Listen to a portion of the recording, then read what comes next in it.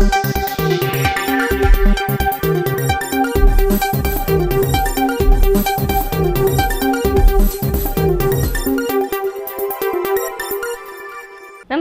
ಈ ನ್ಯೂಸ್ ಟಿವಿಯ ಸ್ಪೀಡ್ ನ್ಯೂಸ್ಗೆ ಸ್ವಾಗತ.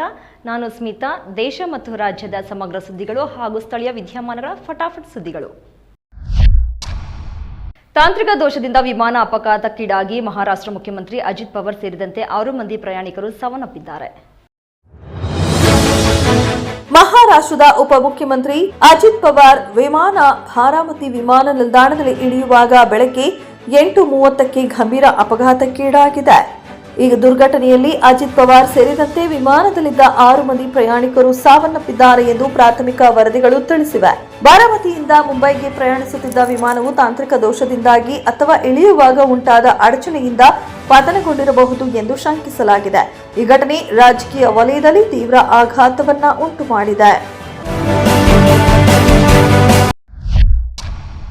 ಮಂಗಳವಾರ ರಾತ್ರಿ ಜಮ್ಮು ಮತ್ತು ಕಾಶ್ಮೀರದ ಗಂದೇಬಾರ್ಲಿ ಜಿಲ್ಲೆಯಲ್ಲಿ ಭಾರೀ ಹಿಮಪಾತವಾಗಿದ್ದು, ಪರ್ವತದಿಂದ ಧಾವಿಸಿದ ಹಿಮವು ಹತ್ತಿರದ ಮನೆಗಳು ಮತ್ತು ಹೋಟೆಲ್ಗಳನ್ನು ಆವರಿಸಿದೆ.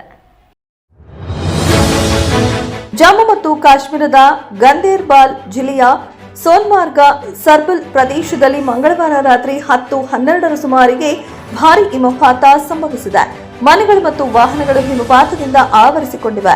ಅಧಿಕಾರಿಗಳ ಪ್ರಕಾರ ಘಟನೆಯ ಪ್ರಮಾಣ ದೊಡ್ಡದಾಗಿದ್ದರೂ ಇಲ್ಲಿಯವರೆಗೆ ಯಾವುದೇ ಸಾವು ನೋವು ಅಥವಾ ಗಾಯಗಳು ವರದಿಯಾಗಿಲ್ಲ.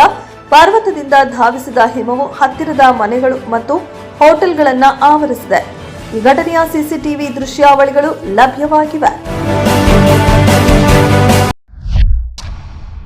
ವ್ಯಕ್ತಿಯೊಬ್ಬರ ತಲೆ ಮೇಲೆ ಕಲ್ಲು ಎತ್ತಿ ಹಾಕಿ ಬರ್ಬರವಾಗಿ ಕೊಲೆ ಮಾಡಿದ್ದು, ಅಕ್ರಮ ಸಂಬಂಧದ ಹಿನ್ನೆಲೆಯಲ್ಲಿ ಈ ಹತ್ಯೆ ನಡೆದಿರಬಹುದು ಎಂದು ಶಂಕಿಸಲಾಗಿದೆ.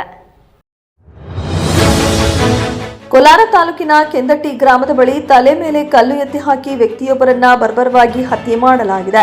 ನರಸಾಪುರ ಗ್ರಾಮದ ನಿವಾಸಿ ಯಲ್ಲೇಶ್ ಕೊಲೆಯಾದ ವ್ಯಕ್ತಿ ಎಂದು ಗುರುತಿಸಲಾಗಿದೆ. ಅಕ್ರಮ ಸಂಬಂಧದ ಹಿನ್ನೆಲೆಯಲ್ಲಿ ಈ ಕೊಲೆ ನಡೆದಿದೆ ಎಂದು ಶಂಕಿಸಲಾಗಿದೆ. ಘಟನಾ ಸ್ಥಳಕ್ಕೆ ಎಸ್ಪಿ ಕನ್ನಿಕಾ ಸಿಕ್ರಿವಾಲ್ ಭೇಟಿ ನೀಡಿ ಪರಿಶೀಲನೆ ನಡೆಸಿದ್ದಾರೆ. ಈ ಘಟನೆ ಕೋಲಾರ ಗ್ರಾಮಾಂತರ ಪೊಲೀಸ್ ಠಾಣಾ ವ್ಯಾಪ್ತಿಯಲ್ಲಿ ನಡೆದಿದೆ. ರವಿ ಬೆಳಗೆರೆರವರ ಪ್ರಸಿದ್ಧ ಕಾದಂಬರಿ ಹೇಳಿ ಹೋಗು ಕಾರಣ ನಕಲು ಪ್ರತಿ ಆನ್ಲೈನ್ನಲ್ಲಿ ಮಾರಾಟವಾಗುತ್ತಿದ್ದು, ಈ ಬಗ್ಗೆ ಅವರ ಮಗಳು ಭಾವನಾ ತೀವ್ರ ಆಕ್ರೋಶ ವ್ಯಕ್ತಪಡಿಸಿದ್ದಾರೆ. ಖ್ಯಾತ ಪತ್ರಕರ್ತ ದಿವಂಗತ ರವಿ ಬೆಳಗೆರೆ ಅವರ ಪ್ರಸಿದ್ಧ ಕಾದಂಬರಿ ಹೇಳಿ ಹೋಗು ಕಾರಣ ನಕಲು ಪ್ರತಿಗಳು ಆನ್ಲೈನ್ನಲ್ಲಿ ಮಾರಾಟವಾಗುತ್ತಿವೆ. ಈ ಬಗ್ಗೆ ರವಿ ಬೆಳಗೆರೆ ಅವರ ಮಗಳು ಭಾವನಾ ಬೆಳಗೆರೆ ಅವರು ತೀವ್ರ ಆಕ್ರೋಶ ವ್ಯಕ್ತಪಡಿಸಿದ್ದಾರೆ. ಸಾಮಾಜಿಕ ಜಾಲತಾಣದಲ್ಲಿ ಮೂಲ ಮತ್ತು ನಕಲಿ ಪ್ರತಿಗಳ ನಡುವಿನ ವ್ಯತ್ಯಾಸವನ್ನು ಅವರು ಬಹಿರಂಗಪಡಿಸಿದ್ದು, ಈ ಸಂಬಂಧ ನ್ಯಾಯಾಲಯದ ಮೊರೆ ಹೋಗಲು ನಿರ್ಧರಿಸಿದ್ದಾರೆ. ಈ ಕೃತ್ಯವು ಸಾಹಿತ್ಯಿಕ ಕೃತಿಗಳ ಹಕ್ಕುಸ್ವಾಮ್ಯ ಉಲ್ಲಂಘನೆಯಾಗಿದೆ. ರಾತ್ರಿ ವೇಳೆ ಭಾರಿ ಟ್ರಾಫಿಕ್ ಇದ್ರೂ ಕಾಯುವ ಬದಲು ಬೈಕ್ ಸವಾರನೊಬ್ಬ ಡಿವೈಡರ್ ಮೇಲೆ ಬೈಕ್ ಹತ್ತಿಸಿ ಪಕ್ಕದ ಲೈನ್ಗೆ ಕೊಂಡೊಯ್ದ ವಿಡಿಯೋ ವೈರಲ್ ಆಗಿದೆ. ಮಧ್ಯಪ್ರದೇಶದಲ್ಲಿ ಟ್ರಾಫಿಕ್ ನಡುವೆ ಬೈಕ್ ಸವಾರನೊಬ್ಬ ರಸ್ತೆಯ ಮಧ್ಯದ ಡಿವೈಡರ್ ಮೇಲೆಯೇ ಬೈಕ್ ಎತ್ತಿ ಪಕ್ಕದ ಲೈನ್ಗೆ ಕೊಂಡೊಯ್ದ ವಿಡಿಯೋ ವೈರಲ್ ಆಗಿದೆ. ರಾತ್ರಿ ವೇಳೆ ಭಾರಿ ಟ್ರಾಫಿಕ್ ಇದ್ರೂ ಕಾಯುವ ಬದಲು ಯುವಕರು ಈ ಅಪಾಯಕಾರಿ ಕೃತ್ಯ ಎಸಗಿದ್ದಾರೆ.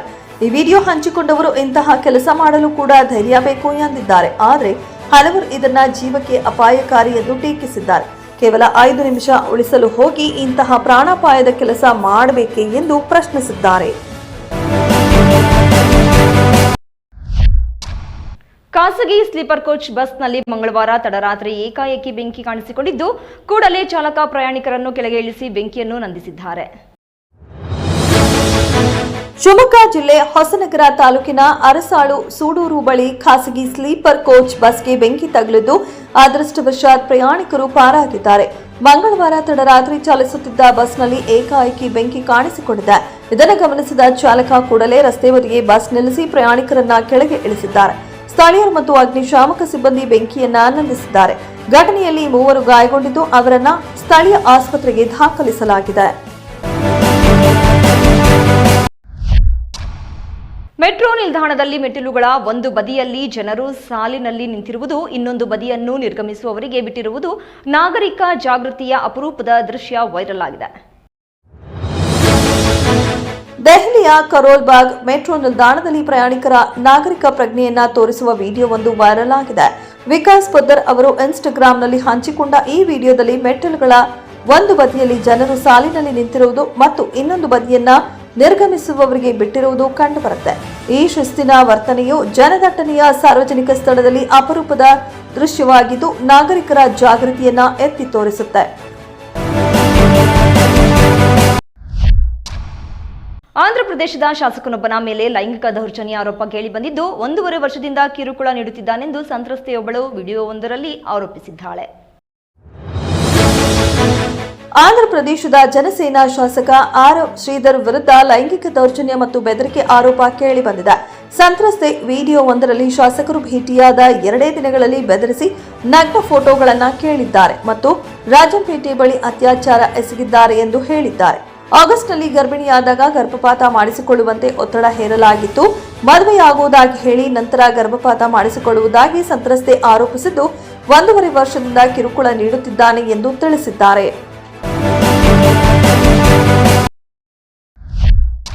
ಚಿನ್ನಾಭರಣ ಖರೀದಿ ನೆಪದಲ್ಲಿ ಜ್ಯುವೆಲರಿ ಶಾಪ್ಗೆ ಆಗಮಿಸಿದ 3 ಆಗಂತುಕರು ಪಿಸ್ತೂಲ್ ತೋರಿಸಿ ಚಿನ್ನಾಭರಣ ದರೋಡೆ ಮಾಡಿದ್ದಾರೆ.